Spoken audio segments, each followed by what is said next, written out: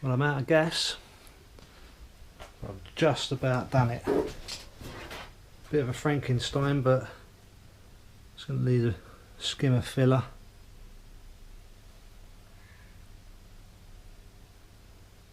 Should do it. So it's going to get worse before it gets better, right? That's what they say. But what I've done here is just identified some of the warpage that I've now got. So obviously I knew it was going to happen just by doing these repairs.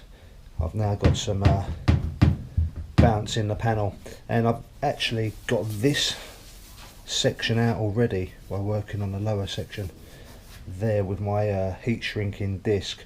But there's just you can see where I've hit the spots there, see, just to get the bounce out. This was a big area also, but just going to go over it again just to see if I can get that out. So there's no real great instruction out there for the shrinking disc that I use, but the method I tend to go with is if I can just use a tool, get up underneath the back of the panel just so I can hold the shape there while I'm putting pressure down on with the angle grinder with the shrinking disc on it. So I'll concentrate putting the heat on that area with the disc, and then I'll come in with the water, cool it down quickly, holding it down, and then it should take some of that bounce out of there. I mean, I accept that I'm going to have to put obviously a slight skim of filler in just to even things out, but the whole idea is not to have, you know, a huge patch of filler in there that's going to bounce back and crack over time.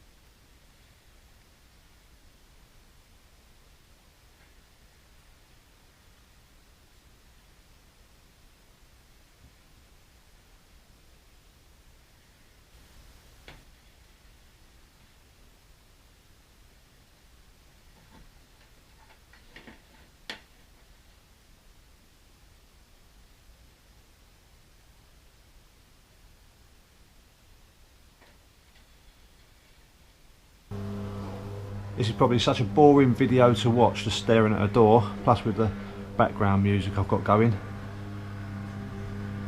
But anyway, I know I've got some sort of success, because if I was pushing upwards underneath the door panel to get the bounce out in this area, it would draw this area downwards, and now I've hardly got anything there. Just need a little bit more just in this corner here, just to take a little bit of spring out. So that is pretty much as far as I can go, or the best I can do, to be honest. My biggest crevice, should I say, is in this area, and it's not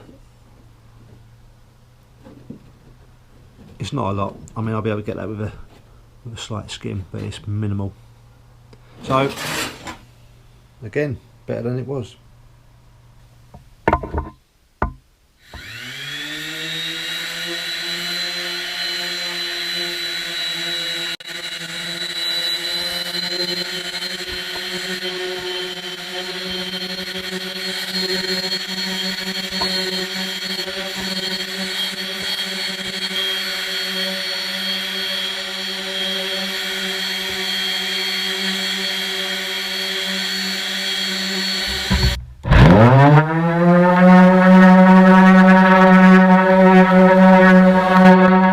that's a real good addition to anybody's toolbox if you're doing a lot of panel work or you find yourself in a predicament where you've got to shrink down the panel.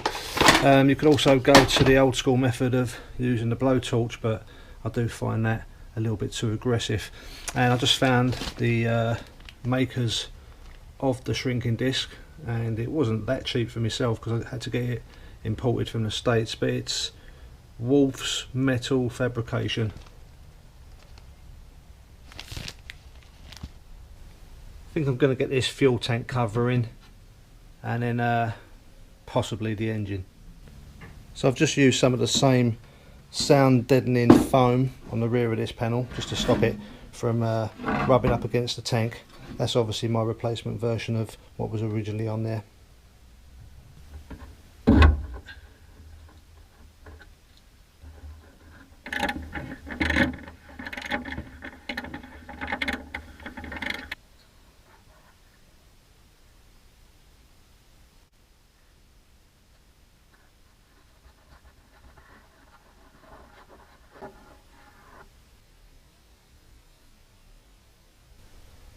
Just spent a few minutes on the engine as well, just putting things back on. So the carb's back on, coil's back on, and I've also just installed a new electronic module and rotor arm in there.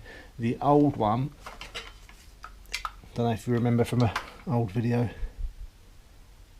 is totally burnt out. Still a few things to do yet. Got to get a new filter, new HT leads, got to change out the fuel lines, but I think I'll wait until that's actually back in the bus. I'm going to get this out of the way now, get it installed. So I've just installed new plugs in there also, and I've got a good deal on some new old stock Bosch W8cc, the long reach plugs. So I'll get them and they're all in.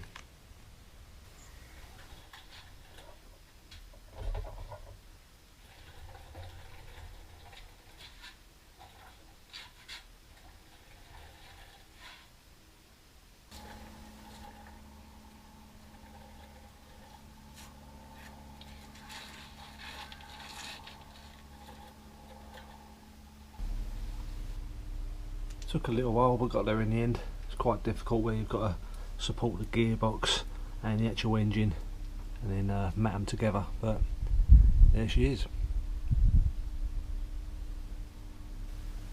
So what I tend to do if I find myself with a little bit of spare time on my hands, usually an hour or two before work, I'll come down and do any small jobs that I can. So for instance, rubbing, filling, priming this wheel arch, I might spend an hour or two doing that. I've just gone up underneath the bus and tightened down some of the nuts for the drag link, tie rod ends, and I've just installed a new steering coupler just so that I can manoeuvre the bus more and get the other side started now, rubbing and filling down. Just a little something to note also is that I had real trouble finding the boots for the tie rod ends on the bus. Now each time I ordered them from different companies, they would send me these smaller versions that on their website says that they're suitable for type 2s, but these are actually the tie rod boots for the Beetle.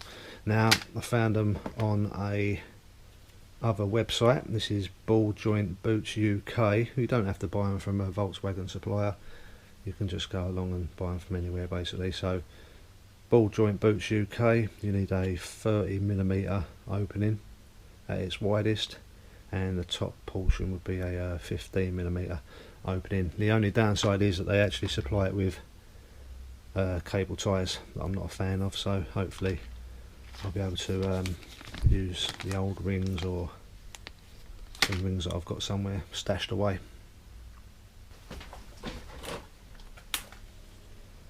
Who's that? Who's that?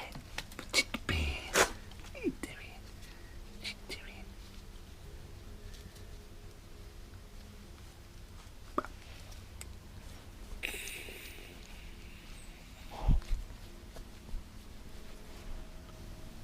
So there we go, another couple of hours invested in getting these wheel arches a little bit more straight, and I've just started to fill and prep a little bit more on the driver's side. So next task is for me to try and get all this old sticky stuff that's embedded itself on the walkway between the seats there.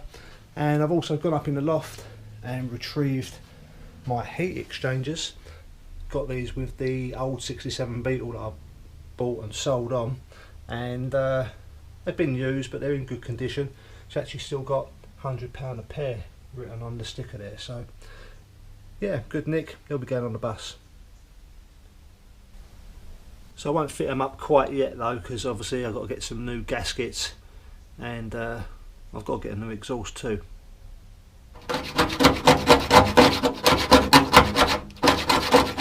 Let's get in there. Certainly looking better than before, and it's obviously a carpet adhesive, but down here was like an adhesive tape, almost like a masking tape, but resin.